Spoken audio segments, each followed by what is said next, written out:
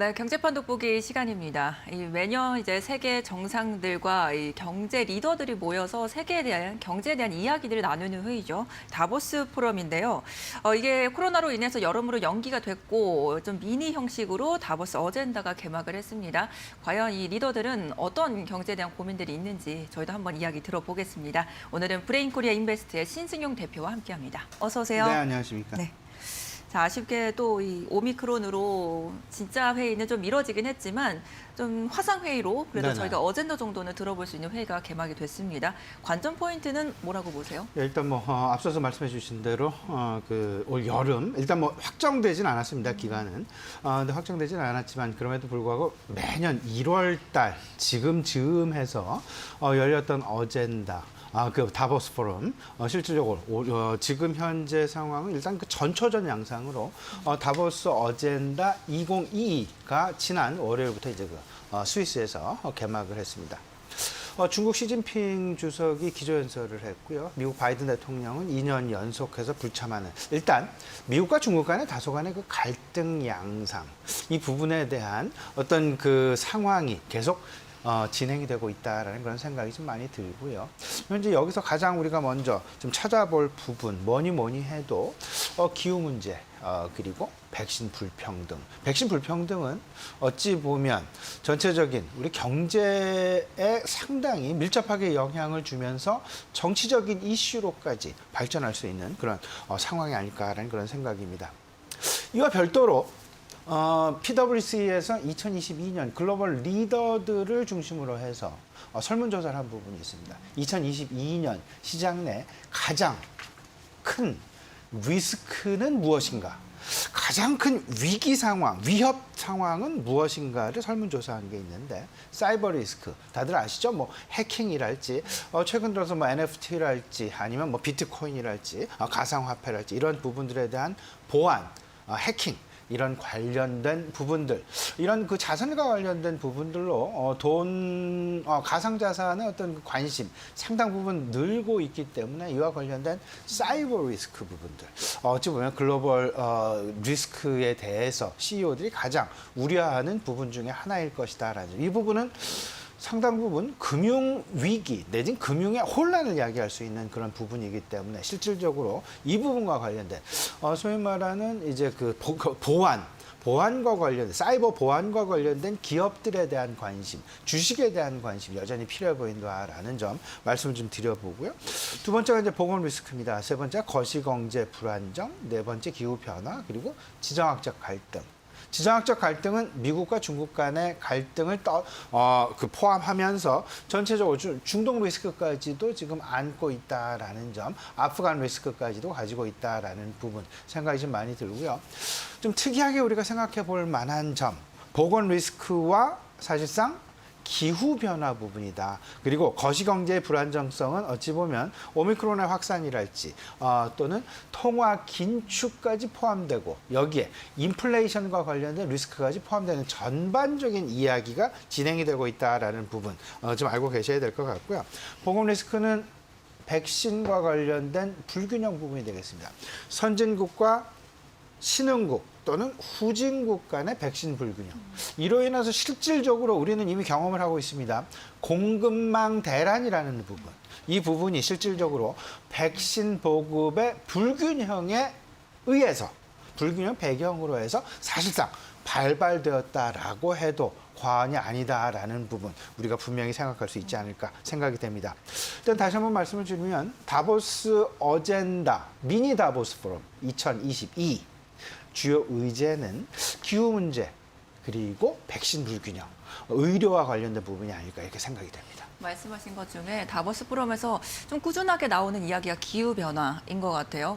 ESG에 대한 표준화 작업들도 그 일환이 될 것 같은데 결국은 ESG도 이제는 기후 변화의 연장선이고 세계가 거기에 주목하고 있다 이렇게 해석을 해도 괜찮을 것 같아요. 예, 작년 초부터 사실은 글로벌 시장 가장 어찌 보면 많은 화두가 된 게 ESG죠. 네. 우리 시청자분 ESG 다들 알고 계실 텐데 환경 그리고 사회적 책임 그리고 투명 경영이라는 부분으로 한마디로 ESG 이렇게 지금 명명이 될 수 있는데 대다수 ESG 경영이라는 부분이 강조가 되었고 그다음에 ESG와 관련된 펀드들이 사실상 본물을 이루면서 시장 내 계속해서 쏟아져 나오고 있고 대다수의 재벌 기업들 역시 그리고 대표적인 주도 기업들 역시 ESG 경영을 이미 천명해 놓고 있는 그런 상황이다라는 점.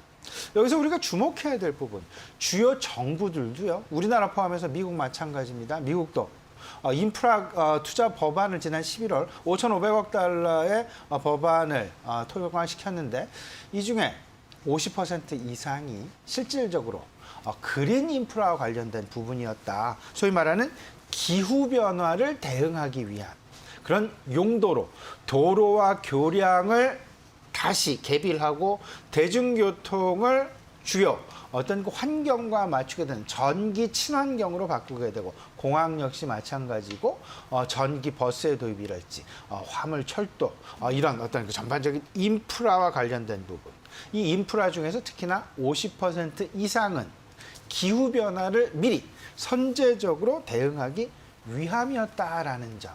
여기에 미국의 그런 인프라가 있다면 우리나라 같은 경우에는 그린 인프라가 있습니다. 그린 뉴딜 정책이죠. 미국은 그린 인프라, 우리는 그린 뉴딜. 따라서 이 그린에 대해서 잘 생각을 해보셔야 되는데 이 부분은 역시 친환경, 기후변화, 절대 떨어져 있는 서로 일맥상통하는 주요 의지일 수밖에 없다라는 점 생각해 두셔야 될 것 같습니다. 네. 그 그린 대응하기 위한 정책적으로 발현이 된 게 전 세계적으로는 이제 합의가 된 게 탈탄소인 것 같아요. 거기에 대해서 지금 움직임들이 계속 나오고 있고 원자재도 이제 급하게 탈탄소 기조로 가서 보니까 원자재 시장에서도 네. 가격 변동성이 일어나고 있습니다. 저희 좀 어떻게 살펴보면 좋을까요? 최근 이제 그 우리 시청자분 원자재 대란까지는 아직은 안 갔는데 이 대란과 관련된 뭐 석탄 중국의 석탄 수입 금지랄지 호주산 석탄 수출 금지랄지 최근 들어서는 인도네시아산 석탄 이 부분에 대한 규제 내지는 강화가 나타나기 때문에 실제로 석탄 가격의 급등 상황 나타나는 그런 모습이 보였었습니다. 이 부분 기후 변화와 상당 부분 밀접하게 관련이 있다. 결국 좀 정리를 해보면 그린이라는 그린 뉴딜, 그린 인프라 여기서 말하는 그린은 결국 친환경이고 그 친환경은 곧 탈탄소 정책일 수밖에 없다. 그러면 탈탄소 정책에는 두 가지가 있습니다. 하나는 지금 현재 기존 시설에 있어서의 탄소를 저감하는 탄소 배출 수준을 낮추는 기술의 개발. 교통에서 우리가 교통, 여행 이런 부분에서 영원히 탄소에서 탈출할 가능성은 거의 제한적이라고 보셔야 됩니다.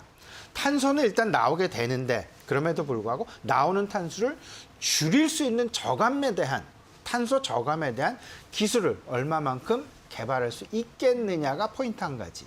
두 번째는 탄소를 쓰지 말고 화석이 많이 나오니까 그 화석을 쓰지 말고 화석을 대체하는 에너지원을 바꾸자. 친환경 에너지로 바꾸자. 이게 바로 전기, 녹색 수소에 대한 인프라 확대 부분이 되겠습니다. 여기에 대다수가 우리나라의 그린 뉴딜이 포함이 되어 있고요. 미국의 그린 인프라 역시 포함되어 있다라는 부분 꼭 우리가 생각을 해봐야 될 것 같은데 중요한 것 어찌 보면 교통, 이동, 여행 이는 상당 부분 우리 실생활과 밀접하게 연관이 되어 있습니다. 그렇기 때문에 금융시장에서 실질적으로 실물시장과 금융시장 이를 놓고 생각을 해보면 실물시장에서 가장 우리 생활과 실생활과 밀접하게 연관이 되어 있기 때문에 금융시장 속으로의 모멘텀 부각 가능성 이런 부분들이 실질적으로 상당히 파급력이 크게 나타나고 있습니다. 그 이야기는 다시 말씀을 드리면 우리가 이 부분 결국 탈탄소와 가장 밀접하게 영향이 미쳐지는 부분은 결국에는 자동차 그리고 자동차 부품 결국 교통 부분이 되겠죠. 이 부분에 여기는 승용차뿐만 아닙니다. 픽업 트럭도 있고요. 전기 버스도 있습니다. 그리고 대형 트럭도 존재합니다. 이와 관련해서 이미 미국에서는 리비안이랄지 이런 부분들 당연히 관심을 상당 부분 많이 가지고 있다라는 점. 따라서 자동차 업종 혁신과 진보 동시에 갖춘 상황 속에서 지금 현재 발빠르게 친환경, 연료에서의 친환경 그리고 편의성 부분에서의 자율주행. 이 연료와 자율주행 이 두 가지 관점으로 자동차 업종은 대응해 나가시면 괜찮지 않을까라는 그런 생각입니다. 네. 다보스 포럼의 주요 의제부터 더 주목해야 될 지금 업종까지 자동차 업종을 꼽아주셨습니다. 저희 계속해서 친환경 쪽 지금 살펴보고 있는데 관련 종목들 함께 체크하고 오시죠. 김나은 캐스터입니다.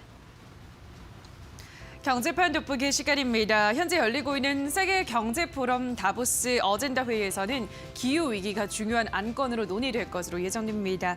자, 그러면 오늘은 친환경 관련주들을 만나보도록 하겠습니다. 먼저 두산중공업입니다. 회사는 석탄 화력 발전 중심이던 기존 사업 포트폴리오에서 천연가스, 풍력, 수소 등으로 신사업 비중이 늘어나고 있습니다. 이런 가운데 재무적 부담도 해소되면서 이익 성장 국면에 진입할 것으로 예상되는데요. 실제로 불과 2년 전까지만 해도 유동성 위기를 겪던 두산중공업은 부채 규모가 대폭 줄고 재무 구조와 실적이 개선되면서 지난해 영업이익은 1조 원을 넘길 것으로 보이고요. 당기 순이익도 7년 만에 흑자 전환할 것으로 예상됩니다. 특히 올해부터는 신재생에너지 공급 의무화 제도 비율이 큰 폭으로 상승하는 데다가 전 세계적으로 SMR 등 원전에 대한 관심이 높아지면서 신사업이 탄력을 받을 전망입니다.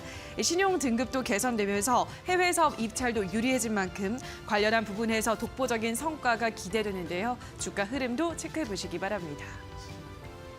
다음으로는 하나솔루션입니다. 회사 주요 사업 분야인 큐셀 분야의 원재료 가격 하락으로 적자 폭이 감소할 전망입니다. 그리고 발전 사업 매각을 통한 추가 이익 확보도 예상됩니다. 이에 올해 태양광 사업 부분에서는 영업이익이 1,081억 원으로 지난해보다 흑자 전환할 것으로 예측됩니다. 이런 가운데 하나솔루션은 미국 폴리실리콘 제조기업 REC 실리콘 지분 인수를 완료하는데요. 이에 따라 태양광 패널의 주 원료인 폴리실리콘 사업에도 탄력을 받을 것으로 보입니다. 이 REC 실리콘은 미국에서 태양광용 폴리실리콘 18,000톤, 몬테나주 뷰트에서 반도체용 폴리실리콘 2,000톤을 생산합니다. 그리고 한국에서 하나솔루션은 2025년까지 태양광 시설 확대와 고효율셀 연구 등을 위해서 약 1조 5천억 원을 투자한다는 계획입니다. 이에 따라 앞으로 태양광 부분에서도 가시적인 성과가 도출될 수 있을지 체크해 보시기 바랍니다.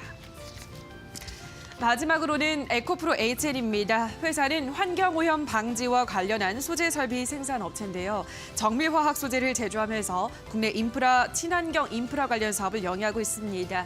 고객사로는 삼성전자, 현대중공업 등이 있고요. 매출 비중을 보면 미세먼지 저감 솔루션이 48%, 케미칼 필터가 26%, 온실가스 솔루션이 25%를 차지하고 있습니다. 이에 ESG를 대표하는 기업으로도 꼽히는데요. 반도체 제조 공정에 생성되는 온실가스 감축 노력이 회사의 큰 호재로 작용하면서 미세먼지 저감 솔루션 실적 성장이 이어지고 있고요. 클린룸 케미칼 필터는 반도체와 디스플레이 공정에 클린룸에 사용되는 제품으로 반도체 공정의 미세화와 고도화에 따라 필터 수요가 증가할 수밖에 없어서 역시 꾸준한 매출이 나오고 있습니다. 이에 따라 올해와 내년은 매년 두 자릿수 증가율을 기록할 것으로 전망되고 있는데요. 자, 주가는 어디서 바닥을 잡을지 이 부분도 확인해 보시기 바랍니다. 자, 여기까지 오늘은 친환경 관련주들 확인하셨습니다. 네, 저희는 자동차 업종에 대한 이야기를 조금 더 여쭤보고 싶은데 결국은 이제 그런 가장 좀 우리 생활에 밀접하면서도 친환경 정책에 가장 많이 집약된 게 자동차 업종입니다. 저희 어떻게 좀 포인트 잡아보면 좋을까요? 그러니까 우리가 지금 얘기 시작을 사실은 다보스 어젠다부터 시작을 네. 했죠. 다보스 어젠다의 핵심 화두가 기후변화일 것이고 기후변화는 결국 친환경으로 이어지게 되고 친환경에서 가장 크게 우리가 관심을 가져야 할 만한 업종은 결국은 뭐 IT와 자동차 뭐 여러 가지가 있을 수 있겠지만 특히나 자동차 업종이다. 자동차 업종의 실질적인 지각 변동을 우리가 절대 간과해서는 안 될 것이다라는 점. 자동차 업종에서의 혁신이 나타나고 있습니다. 세 가지 분야에서 나타나고 있는데 하나는 구동 장치고요. 두 번째는 연료 부분이고요. 세 번째는 편의사양 부분이 되겠습니다. 구동 장치는 과거 엔진 기계 장치에서 모터 기계 장치로, 모터 전자 장치로 변하고 있고, 연료는 과거 그 화석 에너지, 디젤과 가솔린에서 이제는 전기와 수소로 변하고 있고, 편의사양이 새롭게 등장을 하면서 실질적으로 자율주행과 인포메이션과 엔터테인먼트의 조합어, 인포테인먼트에 대한 관심이 증가하고 있다는 점. 이에 대해서 가장 크게 부각이 되고 있는 미국 내 자동차 회사가 있습니다. 바로 포드 자동차가 되겠습니다. 작년 한 해 포드 자동차의 주가 상승률이 무려 140%. 140%는요, 2.4배의 증가율입니다. 테슬라가 50%는 2배 증가율이죠. 약 0.5배 증가율이 되는 건데, 이게 배와 퍼센트, 우리 시청자 헷갈리시면 안 됩니다. 100%가 상승했다는 얘기는 2배가 올랐다는 얘기입니다. 그러면 140%의 상승은 2.4배의 상승을 보였다. 지금 주가 그래프 저 화면에 나가고 있습니다. 연초 10달러 미만이었던 주가가 지금 현재 25달러를 전후해서 거래가 되고 있다는 부분. 우리가 꼭 주목해야 될 부분이고, 반면에 테슬라의 주가는 상승세를 보이긴 하지만 그럼에도 불구하고 다소간 들쭉날쭉하는, 포드 주가보다는 조금 더 변동성이 큰 주가를 보여주고 있는데, 테슬라는 이미 혁신과 관련해서 시장 내 모멘텀, 이를 유지하기 위한 다양한 노력이 지금 진행되고 있다고 보셔야 될 것 같고, 포드는 이제 막 어찌 보면 변화, 진화, 혁신, 이런 부분들이 새롭게 부각이 되는 그런 상황으로 보시면 어떨까 싶습니다. 실질적으로 포드 자동차 생산에 대한 생산 대수와 라인업, 모델 숫자의 전기 친환경 차로의 변화, 상당 부분 공격적으로 진행되고 있기 때문에 이에 대한 어떤 그 반응 내지는 결과물이 지금 현재의 주가가 아닐까, 이렇게 생각이 됩니다. 네, 포드와 테슬라에 대해서 말씀해 주셨지만, 그럼 국내 자동차 업종들은 어떻게 평가하고 계세요? 좀 이렇게 생각을 하셔야 되겠죠. 국내 자동차, 현대차, 기아차, 그리고 자동차 부품이 있습니다. 이제 조만간 이제 뭐 지금 시장 내 돈을 다 빨아들이고 있는 어찌 보면 LG 에너지 솔루션, 이 분야 역시 어찌 보면 자동차 부품, 핵심 부품 중에 분야 하나다라고 봐도 과언이 아닐 듯 싶은데요. 실질적으로 자동차와 자동차 부품, 어찌 보면 중장기적으로 우리는 계속해서 관심을 가져야 되겠다. 왜냐하면 두 가지 이슈를 생각을 해두셔야 됩니다. 통화 긴축이라는 그림, 그리고 인플레이션이라는 그림. 이때는 항상 우리가 내구 소비재에 관심을 가지셔야 되는데, 내구 소비재의 대표 주자가 바로 자동차 부품, IT 가전이다라는 점. 그리고 또 하나, 조만간 가격 인상이 계속해서 예고가 되고 있는 그런 상황이 되겠습니다. 현대자동차에서도 최근 관심 있는 자동차 중에 하나인 전기자동차 제품 가격, 판매 가격 8% 인상한다는 그런 어떤 예고가 있었고요. 또 한 가지는 혁신과 진화 관점에서 친환경 그리고 모빌리티 계속 관심을 가지셔야 되는데, 현대차, 기아차, 수소에 대해서 우리가 관심을 가져보자. 수소. 문재인 대통령의 중동 방문 어젠다가 수소 경제 협력이고요.